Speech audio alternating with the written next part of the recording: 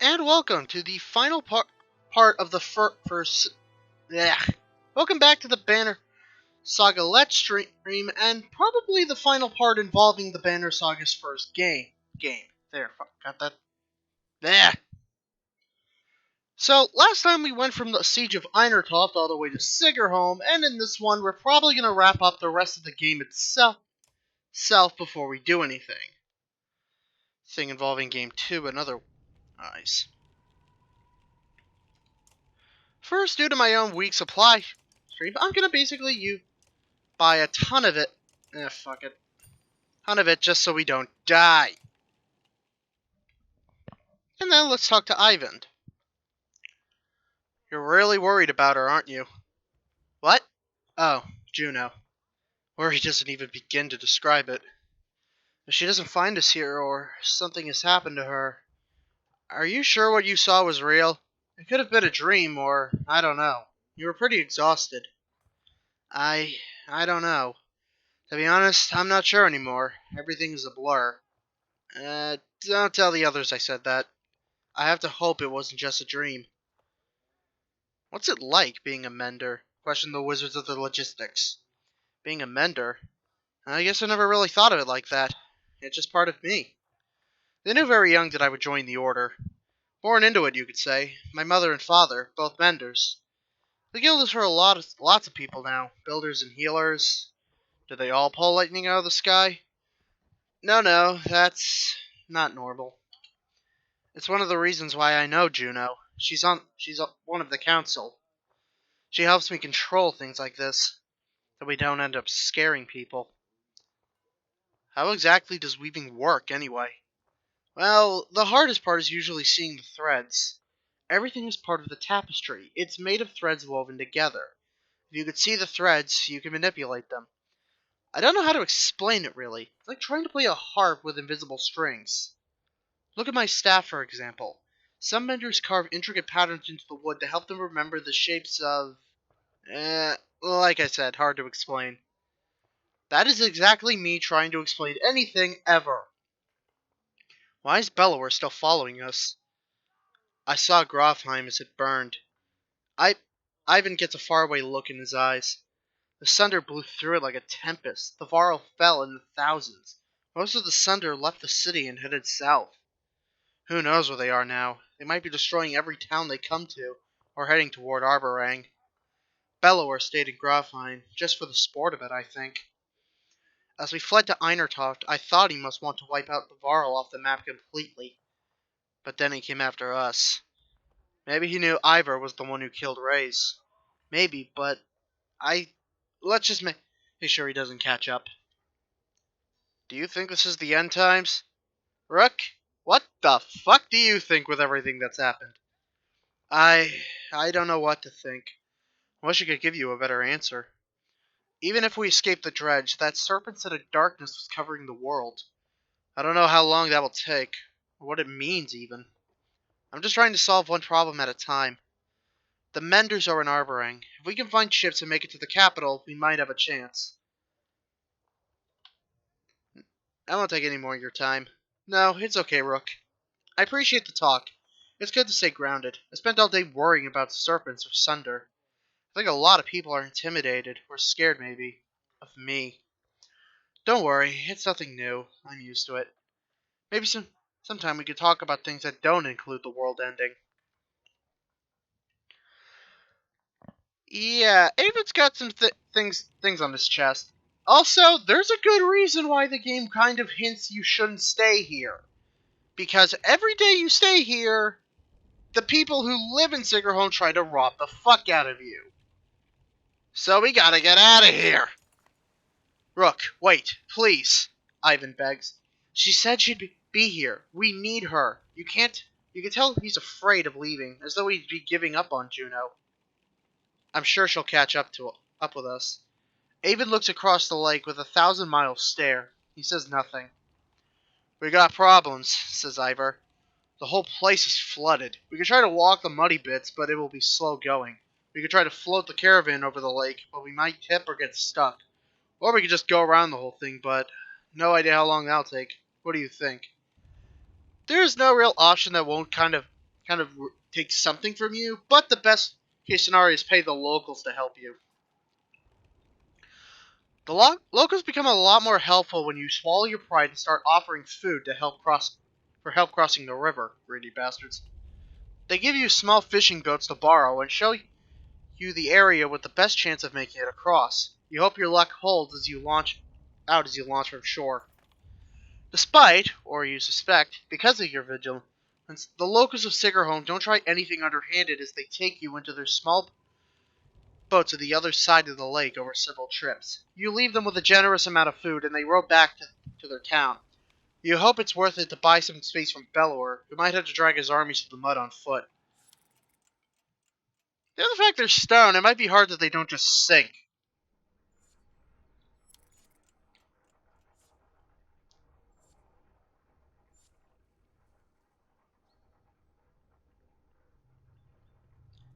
So yeah, shit is still hitting the fan.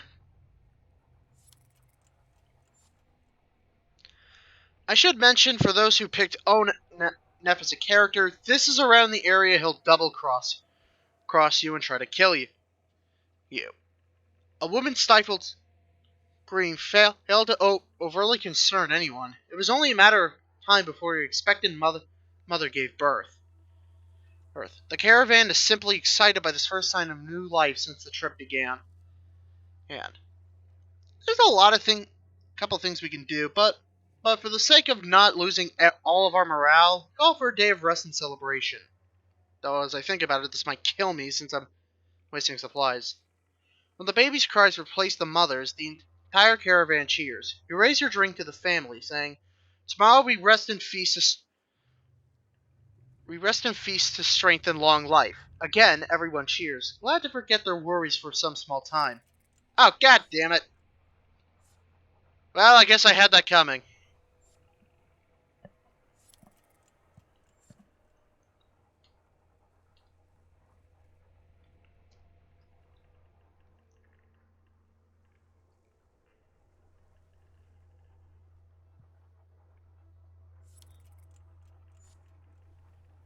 Another town. Akfrosta, the young girl who joined your caravan after being found nearly frozen, suddenly stands still, refusing to move. She points off to the side of the trail and stares, her eyes full of fear. "This again?" remarks one of the clansmen nearby.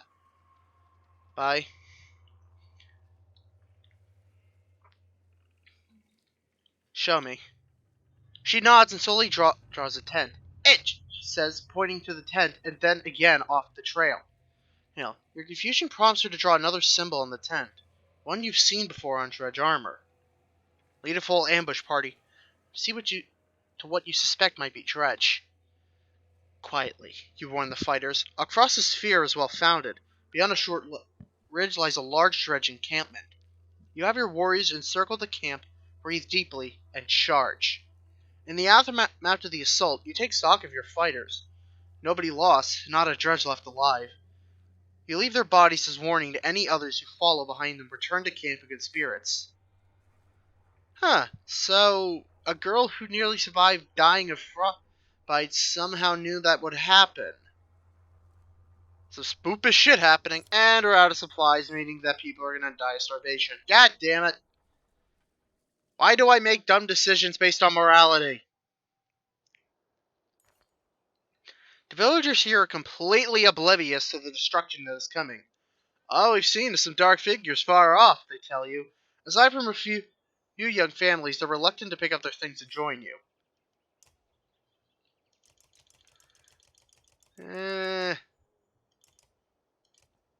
Sure. Yeah, I had to do that. I have made errors. I want to promote people, but I have made grave errors in my judgment. I apologize. So I'm going to rest one day for the sake of getting morale back up.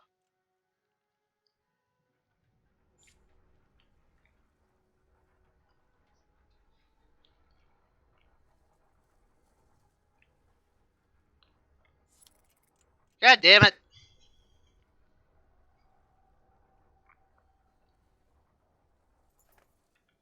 As you're nodding off to sleep, shouts of "Fire!" pull you back to attention. Flames quickly consume a supply wagon and a few tents.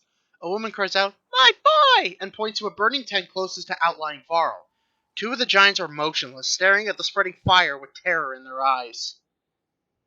There is no real good option here, you either lose supplies or somebody. Make an effort to save the rest of the supplies, is what I usually choose.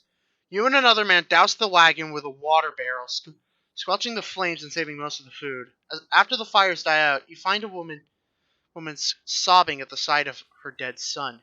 You glance toward the ashamed Varl before saying, "Without these supplies, many more would have died." You can't blame the Varl. They literally have a phobia to fire, so you can't really say, "Hey, they would have done much." What in the depths was that about? You mutter to yourself. Something about the fire, Hondleaf tells you. I've heard of this before. They don't like it. Doesn't change what happened, you think to yourself.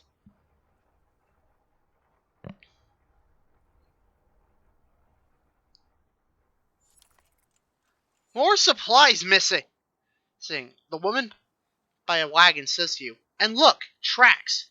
Right here, they look like children's footprints, but my husband and I followed them to the wilderness ways. They meet up with some adult tracks. No telling how many.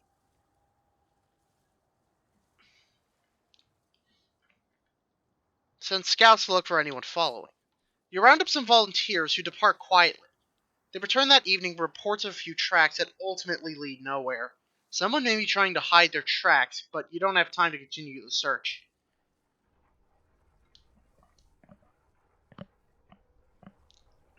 Damn it, Oliver, stop stealing food from people. I don't even know if that's from Oliver Twist. All I know is something about kid thieves.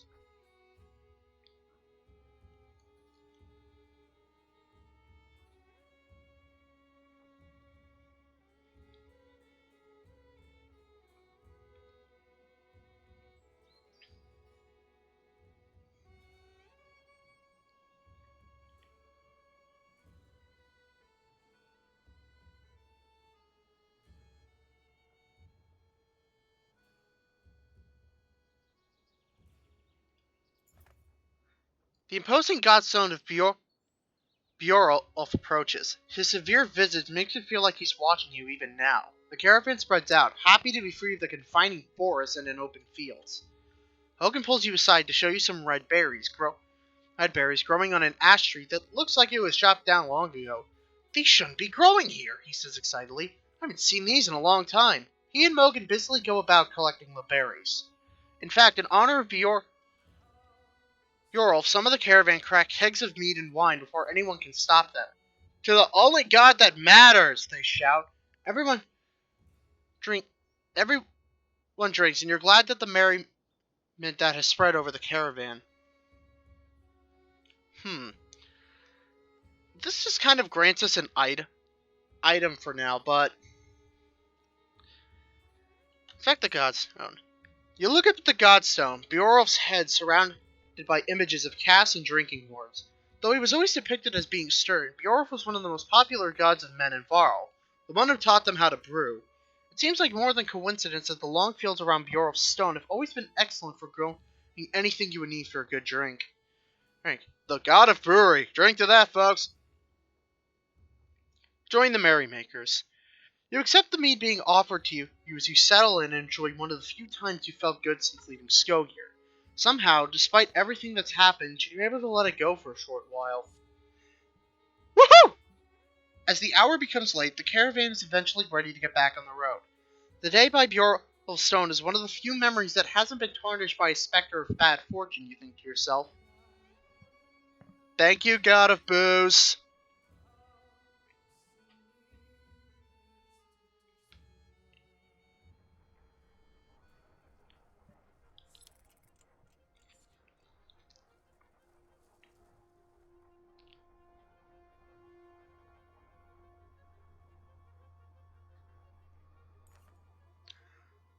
Stop!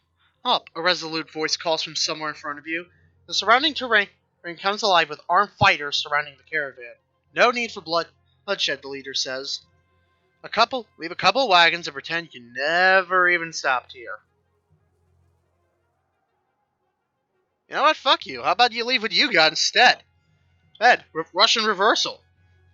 The counter-offer takes the leader by surprise for a moment. We don't have time for this nonsense, hisses Oddleif, loosing an arrow before anyone can react, and the brigand leader falls over in a spray of blood. Something sinister in the way Krumir laughs about this turn of events convinces the rest of the brigands to give up on their errand and beat a hasty retreat. I like your girl, Rook, he says, to which Oddleif gives him a dirty look. Okay, that was awesome. Just fuck the formality.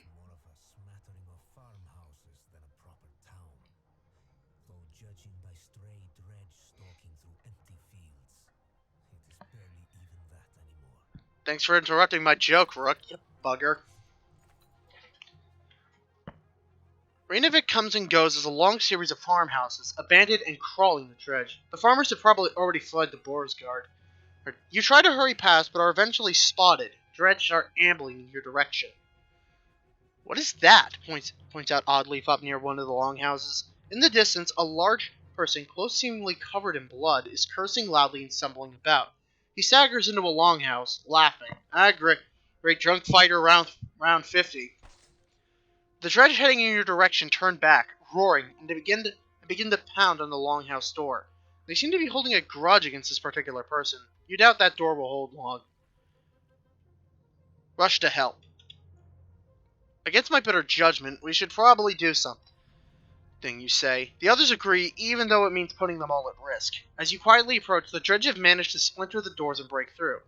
Hey! Shouts of Varl, wearing all red, standing on the other side of the dredge. Came all the way here, up here just for me? He seems unconcerned about the dredge as he hoists his enormous sword. Lord. Yeah, we got this guy, Sigrholm. Yeah, you're only going to use him for this one encounter. He gets an item you can technically take off him in case you want someone else to use it, but we're just gonna jump into the fight and see what happens. Arriba!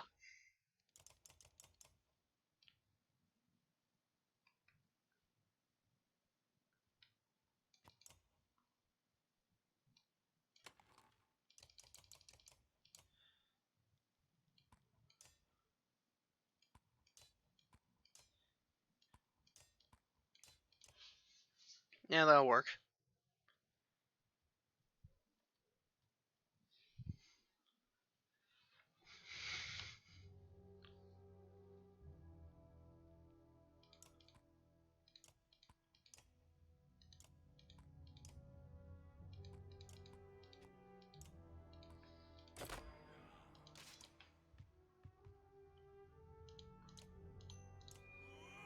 Fuck your armor.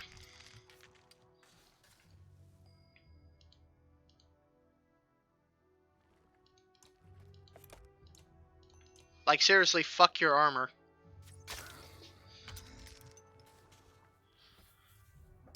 Ha!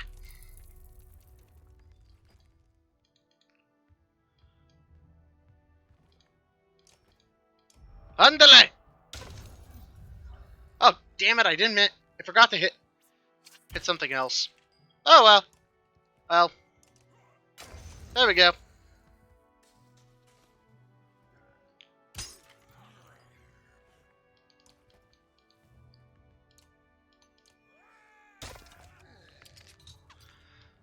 We could have let him die if we didn't show up here, but there's really no reason to do that since he's actually helpful down the line if you keep him alive.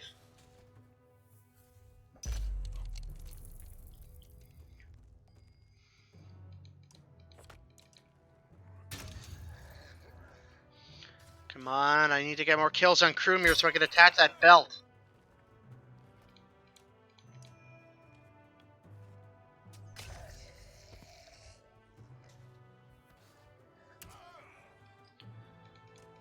Alright, since he's so friggin' dead already, might as well just have him do one more willpower. Have him do an armor break before... Really? Fine, fuck you, you jackhole.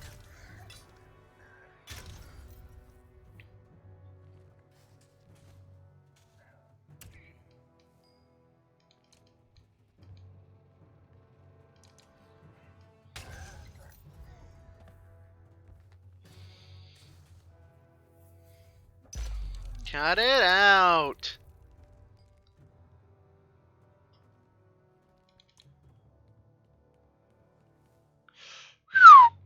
After I put that, I really thought I didn't have a way for Krumir to actually hit anyone. I thought I did a stupid on myself.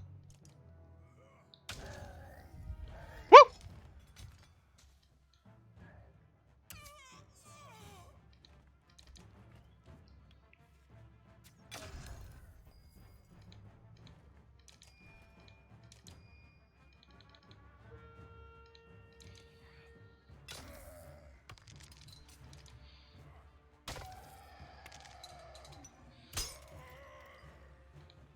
I just want to get a kill on Eggle because reasons. Boop!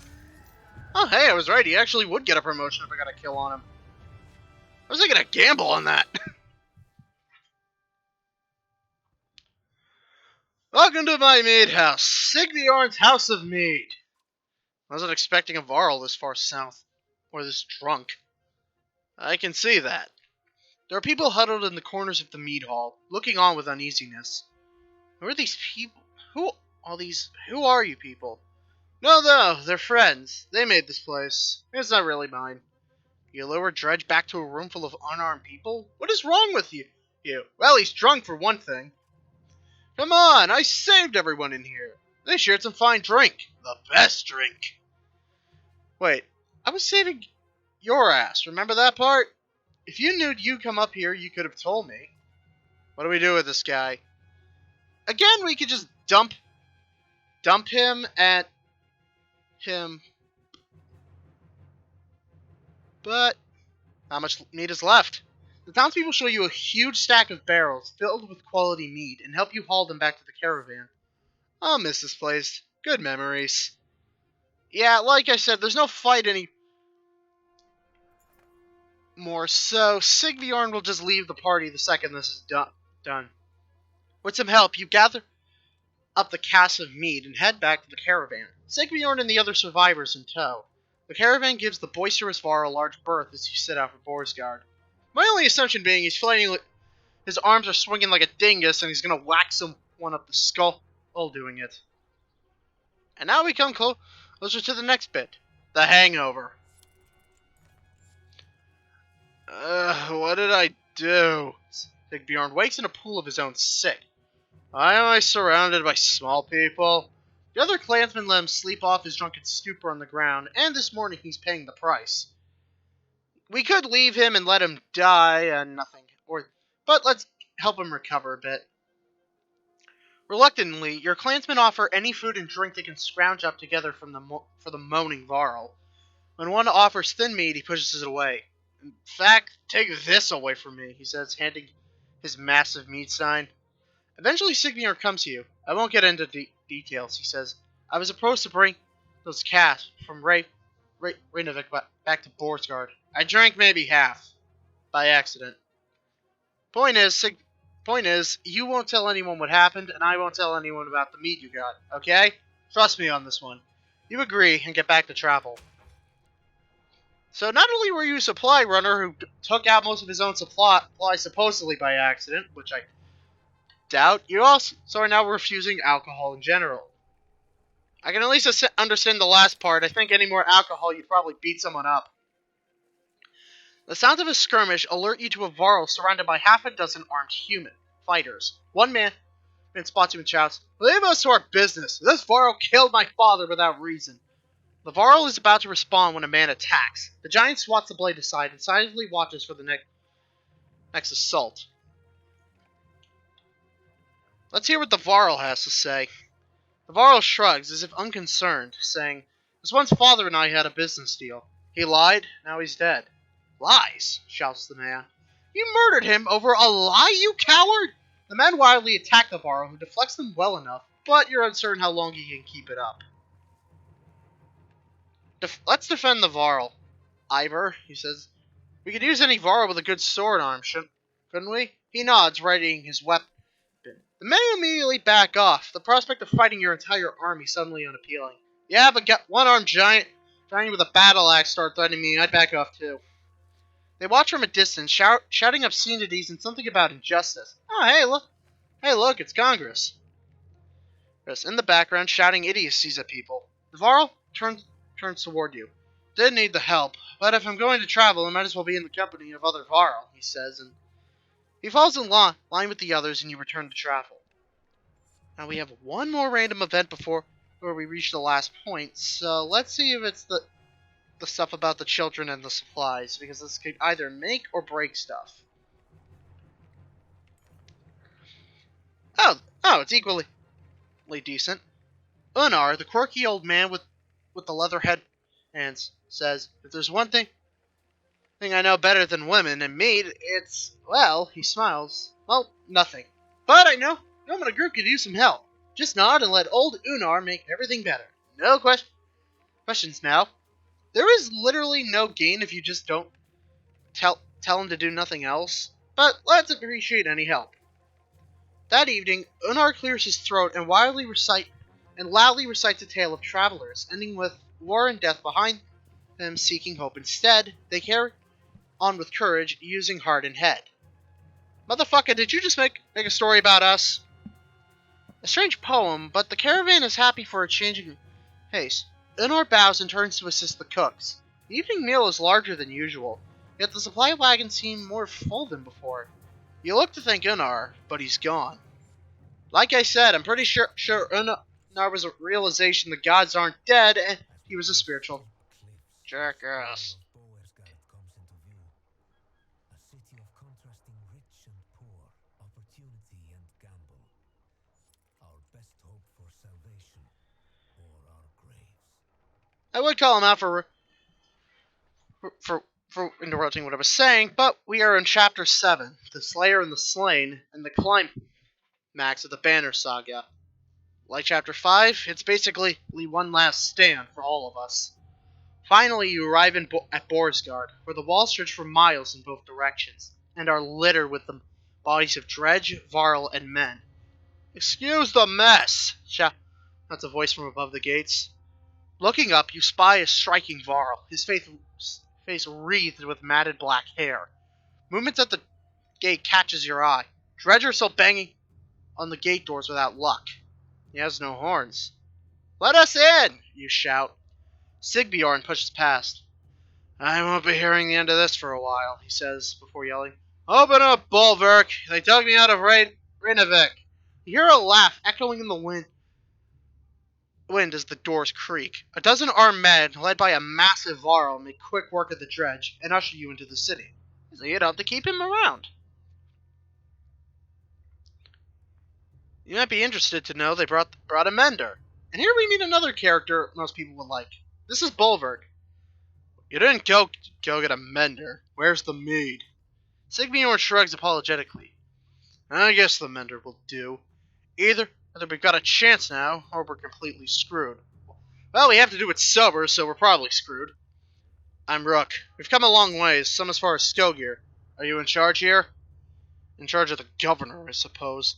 Listen, if you have something to tell him, say it now. Otherwise, you're on your own. I don't care where you go, but stirring up trouble is probably the only reason you'll see me again. It won't be to talk. Mender, come along. We're going to see the governor. Bulwark and Sigbjorn leave with Ivan, who goes willingly, signaling that he's fine. Fine. This is just like Frostfeller all over again. This is nothing like Frostfeller. The one in the bearskin is probably leading the ravens. Ravens? Is that good or bad? It depends on who they're working for. Hopefully, it really is the governor and not someone trying to strong-arm their way into his seat. I guess we wait for Ivan to tell us if he comes back. I'm not worried about Ivan. I'm worried about the army of refugees we brought, who don't belong here. You're probably right. Nobody even uttered a nice thing about Boersgard. So what now? We ought to go to the docks and see what our options are, in case we need to leave quickly. Did you notice the city guards when we came in?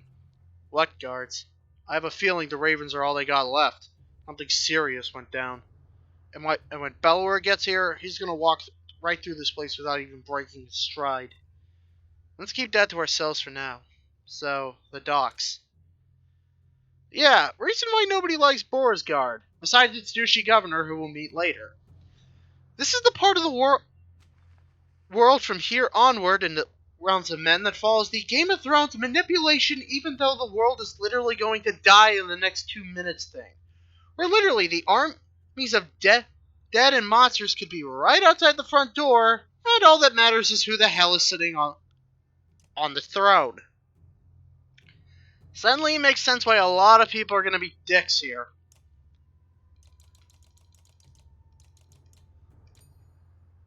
Yeah, that won't work. When you get to the docks, your heart sinks. Not a long ship to be seen, aside from wrecks. Bodies float in the water.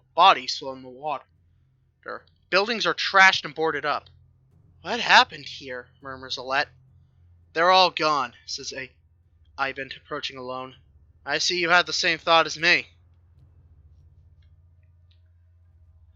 Ivan, you're okay. I'm fine. It wasn't a lie. The governor is here. He's in hiding. Why? Since the dredge started appearing, anyone with ship and half a wit left long ago. People can't leave by foot. Food is scarce. The markets are bare. Here, Boersgard is a fire cake waiting for someone to tip it over. So the governor's paying the ravens to protect him against his own people. And keep the peace, so to speak. It's more like a massacre any time there's a hint of an uprising. So, where does that leave us? I promised him the Mender's protection at Arboring. I don't think he's very popular there. That's an understatement. They're going to start tearing this place down and build new ships. We can ride the Ormsa River all the way to the capital, leaving another perfectly good city behind. How long will it take to build new ships? Hold on, what happens to the people living in Boersgard? It's the best I could do, Alette. He thought it could take as long as a month. You don't usually make ships out of scrap lumber. As soon as people figure out what's going on, there's going to be riots in the streets. A month? Why bother? Bellower's going to be here within a week, if not sooner. I'm open to suggestions. I'll be damned. Is there no end to this? Ivor roars in frustration, leaving you standing by the docks. Alette gives you a worried look before chasing after him. Ivan, what do we do about Bellower? Ivan says nothing for a moment. I don't know. Yeah, shit is hitting the fan substantially. Frick. Or in the words of the Witcher, fuck. Except unlike him, I can't just walk away from my problems while telling fate to go fuck itself. Yes!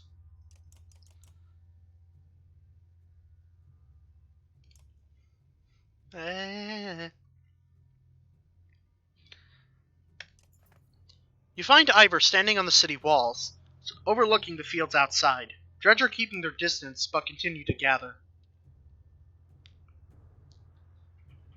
I'm okay, Rook. Ivor cuts you off before you say anything. You know he's been through worse. This feels like someone should have cut us a break every now and then. I'd say the gods would do it if they weren't a bunch of dead or in hiding fucks. If we want to be standing a month from now, we're going to have to be prepared. What do you have in mind? First off, our clansmen need a place to stay. They'll get torn to pieces out in the streets. I'll keep an eye on the dredge up here. If they break through the walls, we're done for, so we'll have to keep them back. Could always use a hand with that. We need to know who's controlling what and make sure we get our cut. Food's going to become scarce. And when they start building those ships, we're going to have to keep people away. What a damn mess. I'll do what I can.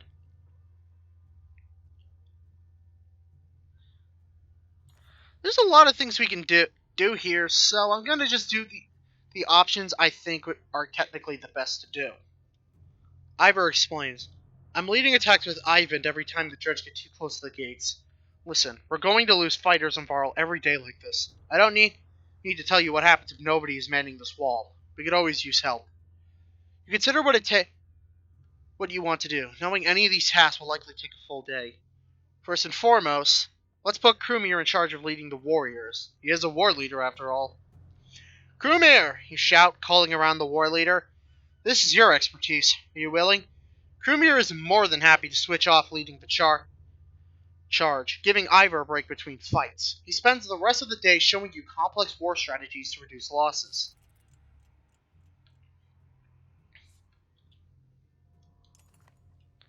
Ira points out the dredge along the wall. There's a lot more of them, and they're getting braver, he says. We lost a fair number of our fighters since yesterday. We could use your help if there's no one left to defend the walls. Find a safe place for the caravan to stay. The entire caravan has spread out in the streets where they're attracting attention. We could look for a public house, suggests Celeste, like Frostfeller. You figured that if you make camp in the open, you could at least keep everyone together. Or with people leaving the city recently, there might be abandoned houses you could squat in. There's a couple of things we could do, but let's look for abandoned houses. With all the people that fled from Boersgard when the Dredge arrived, you figure there must be abandoned houses around. Sure enough, if you turn up, which will keep people out of the weather. They express concerns over safety. A house full of women and children is sure to draw some attention. Assign leaders in charge of each house. I can't be here all the time. You tell people who have traveled with you through thick and thin. You help put together people in charge of keeping watch over each house and arm them with weapons. Hopefully it's enough.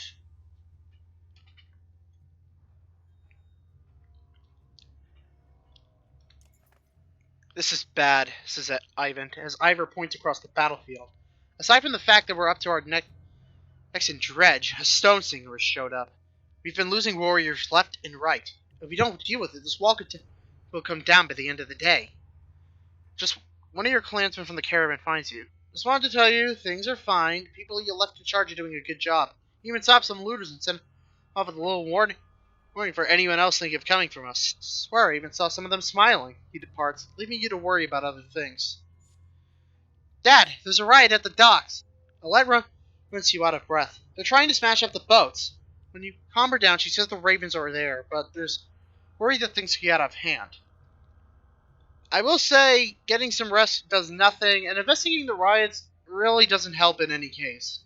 Find a source of supply since you only got 2 days left. I've checked around, Oddleaf tells you, and nobody has food, or they won't part with it without a... Shit! I didn't mean to do that. I didn't mean to hit that button.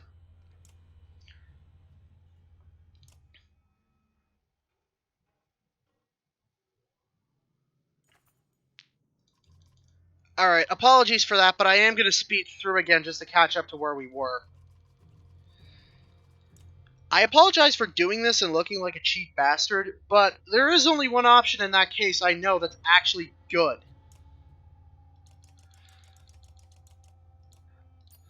Good. And I fucked up because I accidentally clicked when I wasn't supposed to.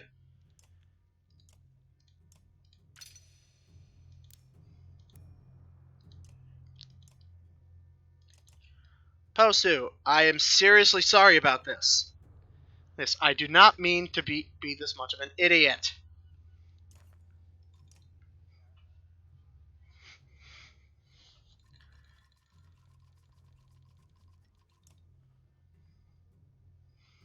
I feel stupid.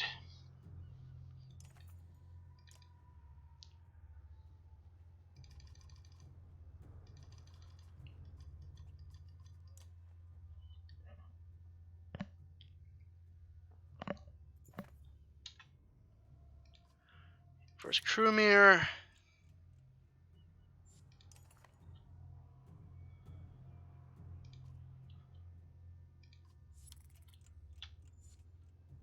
Then the houses. Then we can get back to what we were doing.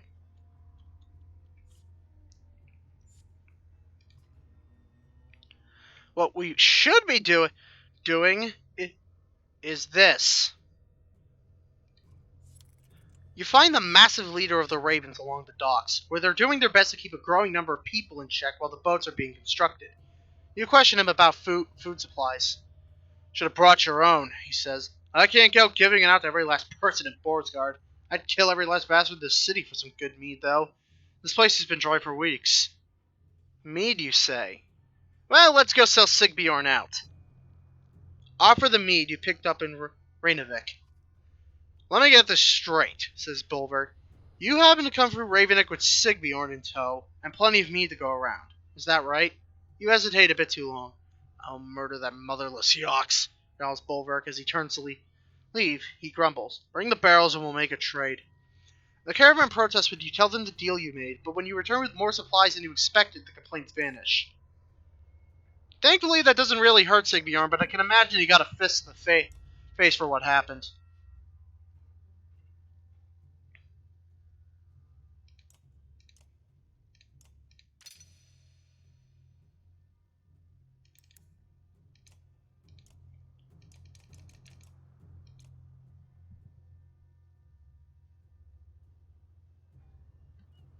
Uh-oh.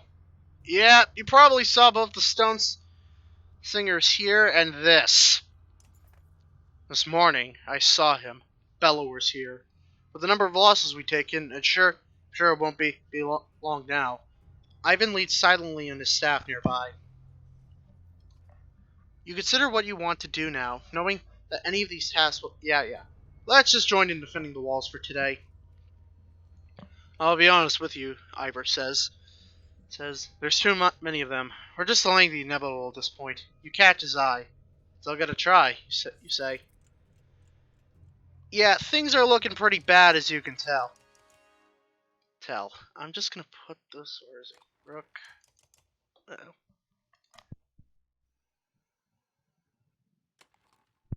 But that had to sneeze.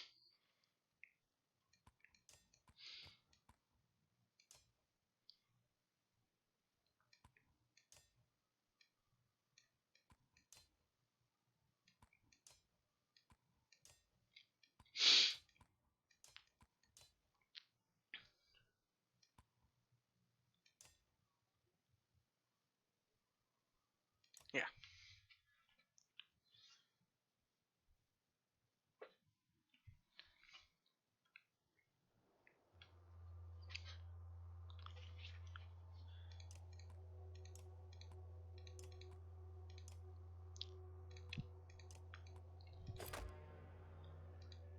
Just stay for now, because there's a lot of big boys. Just do that, maybe, just in case.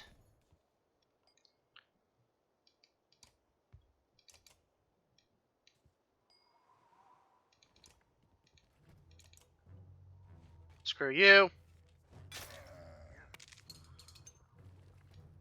Oh, come on, man. Screw you.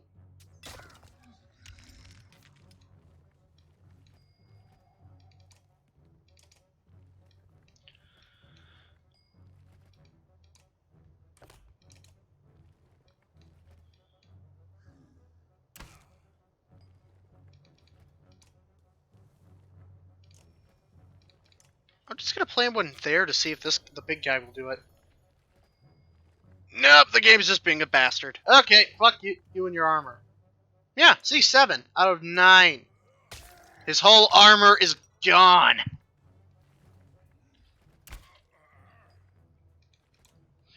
And for that matter, so is this guy.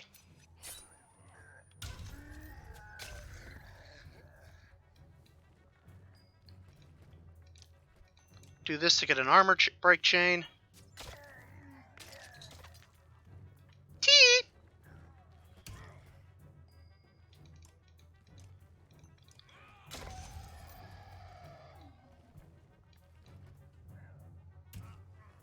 Stop hitting Ivor, for God's sake.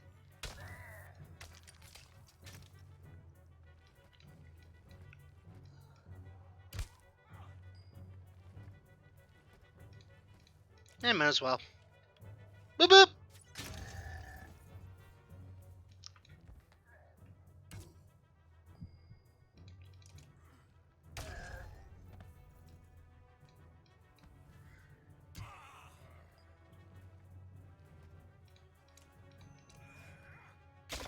I will also recommend, as a bit of a hint, you might want to stop getting kills on Rook or Alette, depending on what you plan on doing.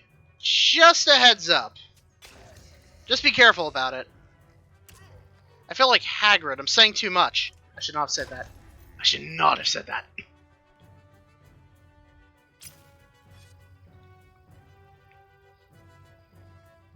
Oh, no, you don't. Get the fuck out of here. Excuse me.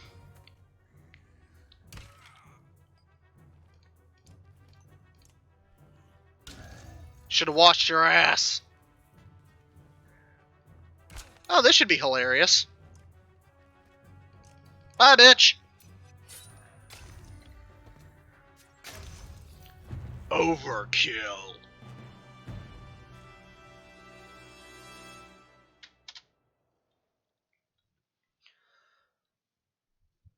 Now we're at day 5, where things are going to look a little better for us. Ivor, he began. Can we really keep this up? Ivor looks like he hasn't slept in days. He grunts something unintelligible. The weight of the situation is crushing. Then, from the far-off distance, you hear a horn. Dredge don't use horns, it occurs to you. Ivan picks up appears at your side just as a long caravan of people come into view. Dredge turning to attack them. Who is that? You ask. It can't be, says Ivan. He runs towards the gate, shouting, Do you see their banner? It's Hakon! As you wonder how they got here, the gates are heaved open and you charge onto the dredge, clearing a path through Dredge. So yeah, Hakon and company came back. Heck, kind of surprising given we haven't seen them for a while. But hey, I'm not going to question it.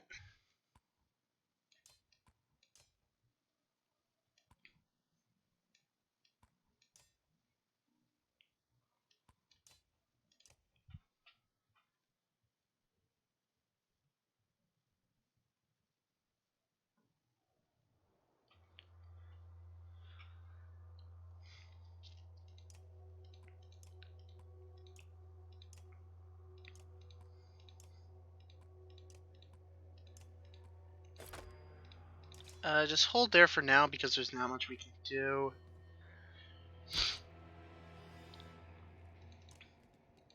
Commit armor break. I really hope none of these move to fuck up what I'm trying to do. Yeah, it did. I thought I could kill.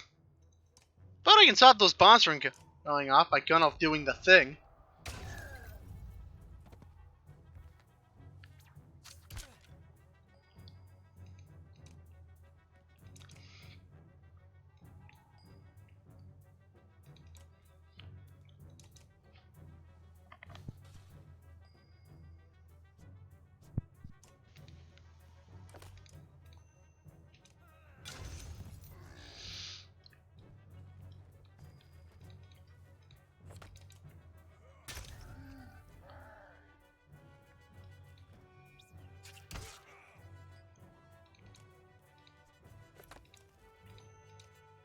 Boop boop.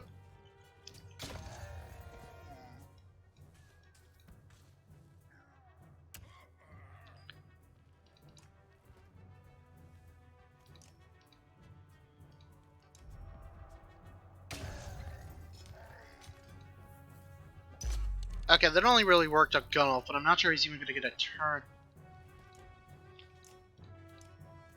turn this run.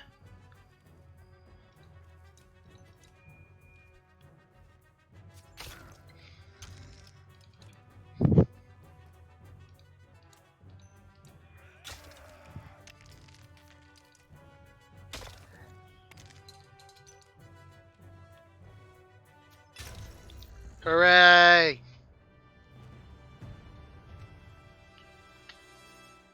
Yay, Hakon, Luden, and guys are back. And, oh, Juno. I wasn't sure if I'd ever see you again, Ivan. She smiles and they embrace. Ivan is completely taken aback, as though he doesn't dare believe she's real.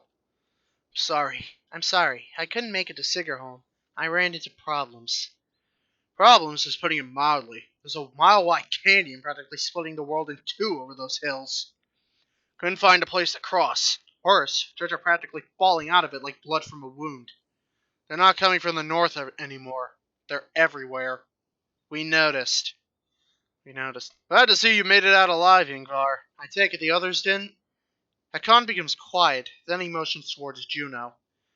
She got across somehow. Found her out cold for the second time since leaving Strand. I need every axe we can get right now. Bellower's here. Gods be damned, I thought I was free of that menace. I will deal with Bellower. Come on, no need to tempt him by standing out here. Yeah, with that iteration, we both had Khan's kind of nervous reasoning for wanting to become king comes true. He's now technically king of Varl. Hakon's caravan enters the city, fighting off waves of Dredge as they go. To relieve hundreds of skilled warriors are now safely in Boersgard. Hakon joins you with his personal bodyguard, Mogir. Behind him, the Prince Ludin and his entourage are in tow, though looking less than pleased to be here. With bad blood, I tell you, I have one last trip to make. I need this one to come with me, she says, pointing to you. I'm sorry, Ivan. This must wait. You must wait for me one last time. Do not let the city fall before I return. It takes everything within Ivan's power to hold back, but he does. She turns to you. Rook, come with me. We'll return in 2 days. Maybe less if you're as quick as you look. Tell anyone who needs to know. Where? Why? Not far, says Juno. She pauses, and something shifts in your vision, for just a moment. I know it's hard, she says, her voice filling your head, and you've already been through a lot. As she speaks again, the rest of the world melts away, but you're needed. You can't find the words to argue. Yeah, Juno's power is a little mysterious, since, as you noticed, you can't argue with her. Something always compels you to do what she says. You don't remember leaving the city, but here you are, walking through unfamiliar ground behind Juno. You're alone, aside from hundreds of Dredge who are all facing towards an enormous stone ahead. The hairs on the back of your neck stands up.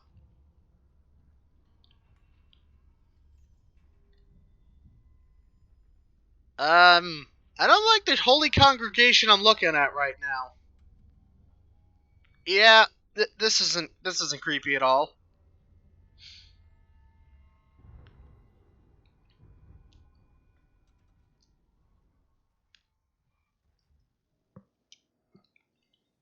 We're at the Godstone of Stravs. You nervously glance around, but the Dredge didn't seem to hear her. It's okay. You can speak. Softly. Is this where you're going to sacrifice me? Juno smiles. What could have come off as profoundly creepy looks sincere instead. No, the Dredge cannot see us. To be more precise, they can see us, but I've convinced them to be unconcerned. I can understand your apprehension, though. Who are you? I wish we had more time for a proper introduction. My name is Juno. I'm on the Mender Council. You've met Ivan, my apprentice. How are you doing these things? Controlling minds? I thought the Menders built things and healed wounds. You are right. Menders do these things. Some of us still practice the teachings given to the Loom Mother's first creations. We are called Valka. I believe I am the only one who can influence another's mind. Then why not take control of Bellower? I learned the talent to heal minds, not control them. Though even some Valka have trouble believing this. Yeah, Juno can manipulate minds, but she never uses it maliciously whatsoever. Though, as we're going to find out, the Valka didn't actually see things well about this. More on that in Game 2. Taking control of Bellower. It is the difference between convincing a child to sit still and telling a starving bear to stop being hungry. The truth is, we're rarely a match for the Sundr anymore. Our advantage is that we can train more Valka. That it is also our weakness. The Valka pass on and lose their knowledge, while the Sundr simply grow older and more powerful. Bellower is both immortal and beyond my influence. To a point. Then how do we stop him? The God of Secrets will play a part, as will you. What are we doing out here? Do you know of the god Stravs? Do you know the stone exists, even among those who have lived their whole lives in Boersgard? While Dangler deals in fortunes, Stravs taught men the value of trade in a different way. He showed them it has a consequence. Two sides of the same coin. See the silver in the stone? The gales up here can wear away the stone, but the metal remains. We need a piece of this silver. The god Stravs is wreathed in imagery of silver weapons. The myths say he traded these weapons to the gods, and they use them to kill each other. Those who seek out the stone call him the god of trade. The Menders call him the god of secrets. He was both. Why are we surrounded by Dredge? Oh, I hit the wrong button. They seem to be drawn to the Godstone. There are many things we don't know about Stravs. Maybe they see him as a patron, or it is an attraction they cannot explain. Does Stravs have something to do with the serpent at Eidertoft? What was that thing? I cannot say. Can't? I still have my suspicions, but until I had time in the Mender libraries, it would be unwise to speculate. For all our knowledge, it always seems as though we know little. Ah, so the Valkyr are the Jedi, in more ways than one. Imagine how the rest of us feel. On the contrary, the less people know, the more certain they tend to be. Why did you pick me? Why didn't you take Ivan or Hakon? You don't even know me. I apologize for putting you in danger. Ivan must keep Boersgard from falling while we are away, and if something goes wrong here, I need to be certain one of us makes it back alive. I saw the thoughts of each person when I arrived in Boersgard. You were the only one I knew would return. What do you mean? You would find your way back to Alette, no matter what. Let's get what we need and go. Indeed, you'll need to dislodge at least a fistful of the metal. We will forge it into an arrow to slay Bellower. Wait, after everything you told me, make a magic arrow to shoot Bellower? That's all it takes? Why didn't you do that a long time ago? Juno gets a faraway look in her eyes. No, that is not all it takes. What I tell you must not be repeated. The arrow will not kill Bellower, even if it were to strike his heart. He has no physical weakness, but it will sow doubt in his mind. When it pierces him, I will help him to believe that he is dying. The rest of you will convince him of it with sword and axe. Everyone who fights at our side must believe it to be true. You're going to trick him into thinking he's dead. That's the most insane. He really can't be killed? No.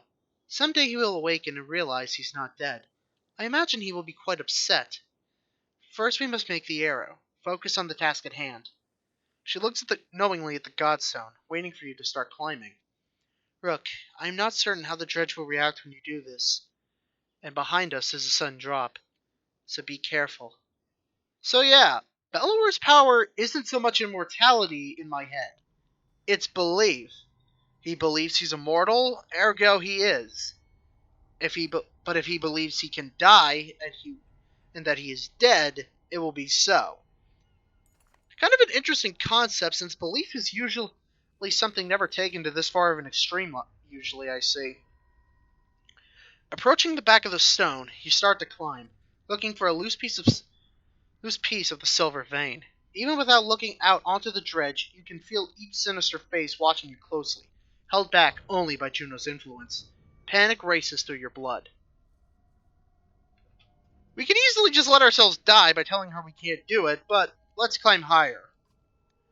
As you climb, you can't help but notice the stony mass of Dredge lined up before the Godstone, like worshippers before an idol. Just a glimpse nearby nearly immobilizes you. Your hand rests on a piece of silver that comes away easily. The Dredge do not react. Look for another piece.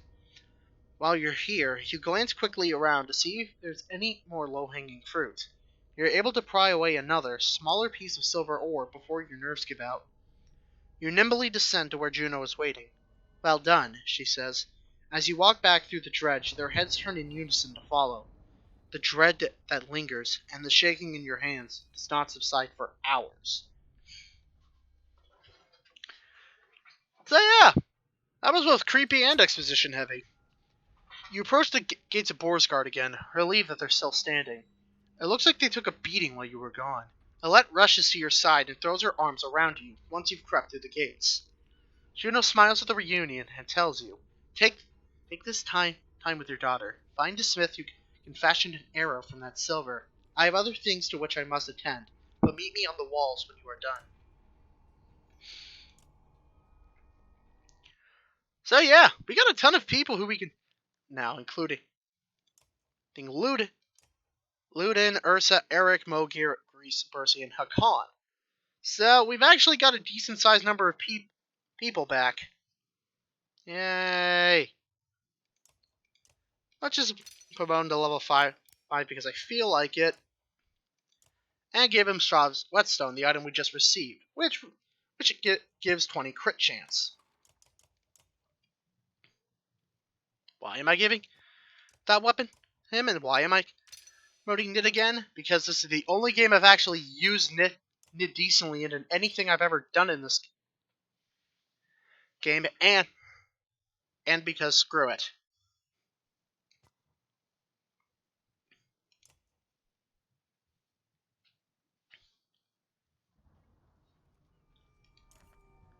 It takes a while, but you finally find someone willing to craft an arrow for you.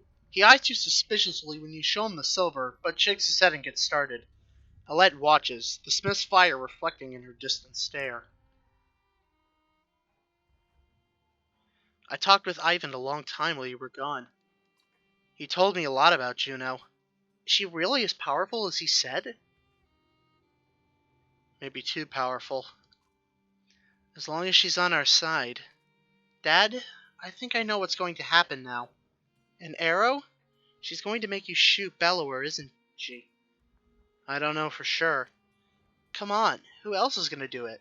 Ivor? Don't call him out like that! Alette, I know where this is going. You're afraid of me dying. This isn't like before. We can't run this time. That's not what I... Let me do it. That is not an option. What do you do when What do you do when Bellower comes straight for the person holding the only thing that can destroy him? Let me speak. Everything's changed. Skogir feels so long ago. I'm not asking because I'm afraid of losing you. I'm not afraid of anything anymore. Let me do it because you know I'm a better shot. I have a better chance of puncturing his armor. We only have one shot. I'm not a child anymore. I'm not just some girl. I'm your daughter. I can do this. For once, let me decide what happens to me.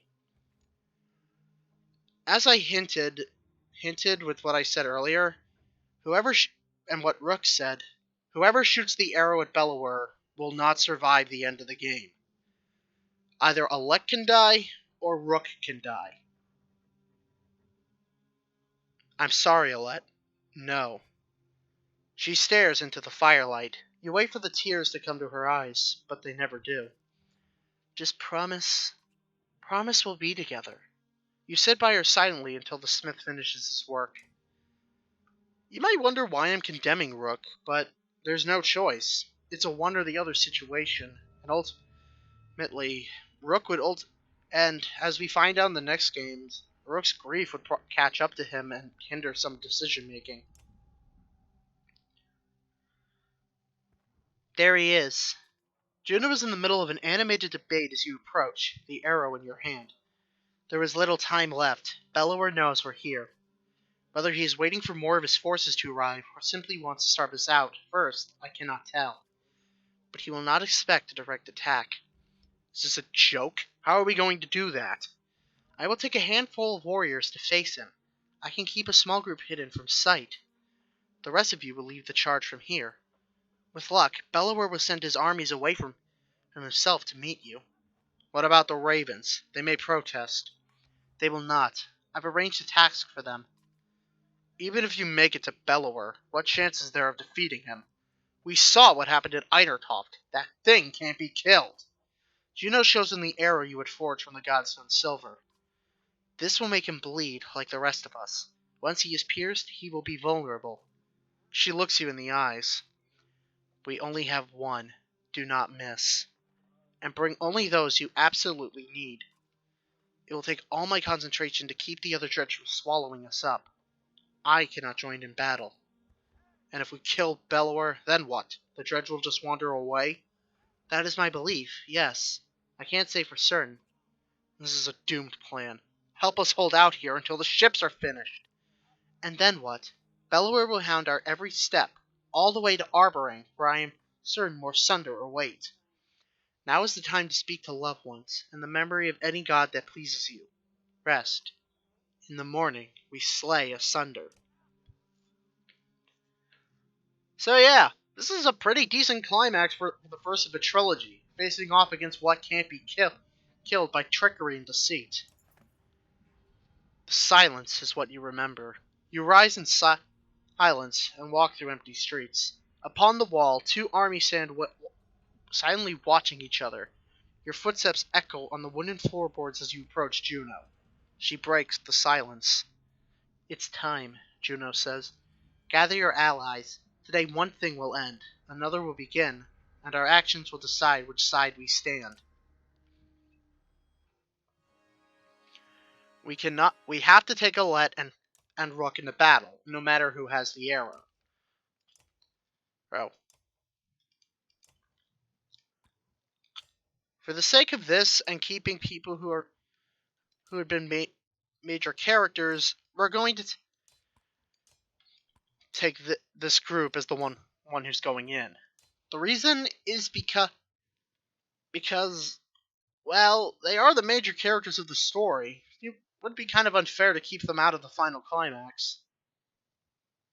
Well, not Ivan. I'm having him stay behind because I really don't want him to just drop mid-game.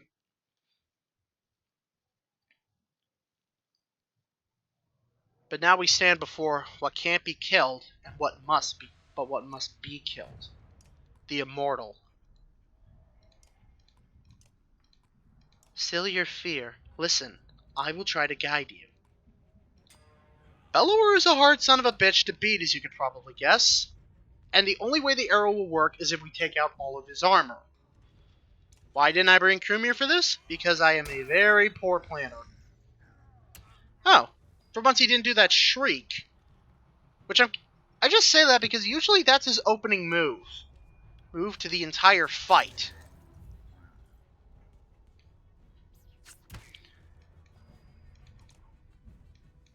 Yeah, we don't need to focus on anyone else. Only Bellower matters. And we're actually pretty close to getting a decent way to hit him. I just really hit that one last piece. And no, you can't do any strength damage. He'll just regenerate it within minutes. And finally, Rook deals the blow. Only possible when hit chance is 100%. Fire! And as we see, things aren't as good. For as we were told, Bellower will not take lightly to his murderer.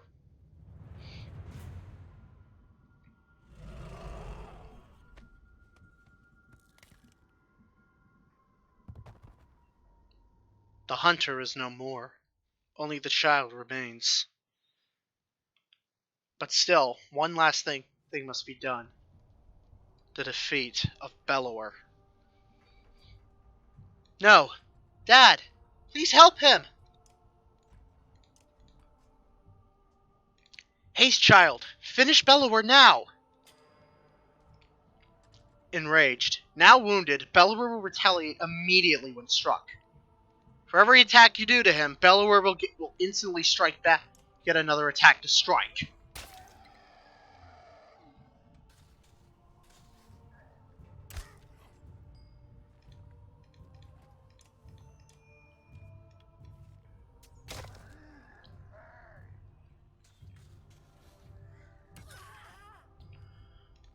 Let's have Ivor get his vengeance, though. The immortal lies down. Believed in his own defeat, he now believes himself dead and acts accordingly. The deed is done, but the cost was just as severe. I don't know why I'm trying to be wise. I probably don't sound it. Damn it, Rook. Not you too. Dad, get up. Get up! Help me. Where are the menders? Hush, child. Look at me. It's been too long. Put up your hood. You are alive and we must go. You're only barely aware of the surrounding chaos. As Dredge flee from Vara warriors who pushed their advantage. Alette, become someone else today. There's time to be Alette another day. I will carry your father back into the city. He will be honored properly, I promise you that. Come now. So yeah, In a rare move, you have no choice but to let one of the heroes die, one of the main characters, just so the others can move on. Juno was right. With Bellower fallen, the Dredge flee the field of battle. You return to Boersgard, but have almost no memory of doing so, aside from the image of your father's still body being carried in Ivor's arms.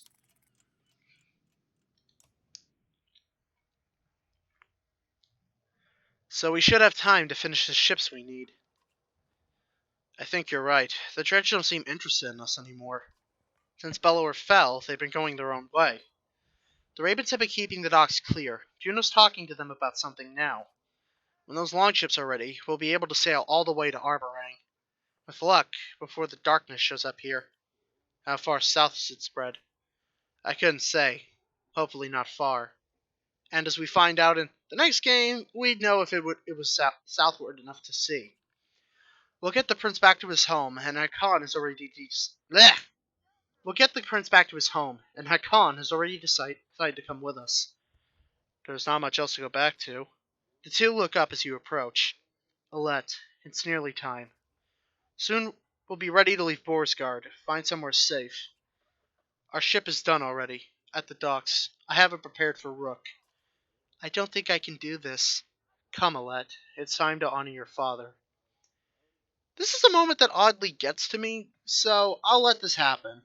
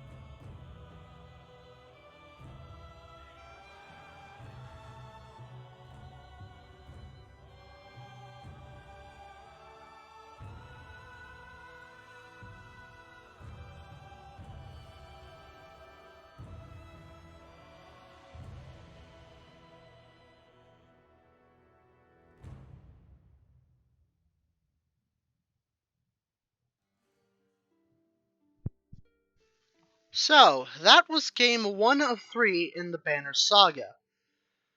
Honestly, a pretty decent game for strategy and turn-based combat, so I wouldn't actually refuse to go through with getting it if you haven't played at least one of them. Though I recommend the first one, since jumping into the other two without playing the first is a little dingus.